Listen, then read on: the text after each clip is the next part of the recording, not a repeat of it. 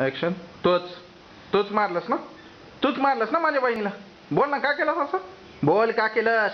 अरे काय येणार का काय तू? हा?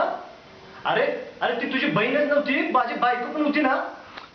कशाला मारेन मी तिला? खोटं बोलतोयस. पोलिसांना पण खोटंच सांगितलंस होय ना? काय खोटं सांगितलं मी? हेच की पुष्पाचं डोकं फिरलं होतं. मला काय माहित नाही काय? तिची मानसिक अवस्था बिलकुल ठीक होती आणि ती बिघडली जरी असती ना तरी तिचा कारणीभूत तूच आहेस. लग्नाच्या पहिल्या दिवसापासून तिला त्रास दिला ए तू. जगन्नाथ, हे बघ काय पण बोलू नकोस. उगाच काय पण ऐकून घेणार नाही मी. हो, एवढंच होतं तर मी यायच्या आधी क्रियाकर्म का केलंस माझ्या बहिणीचं? कारण तुला भीती होती की पकडला जाशील. तूच कोण केलास बहिणीचा? बोल ना ए जग्या, उगाच डोकं फिरू नको माझं. त्यात इथं जित्ता काढीन तुला. हा, मला जिता काढणार?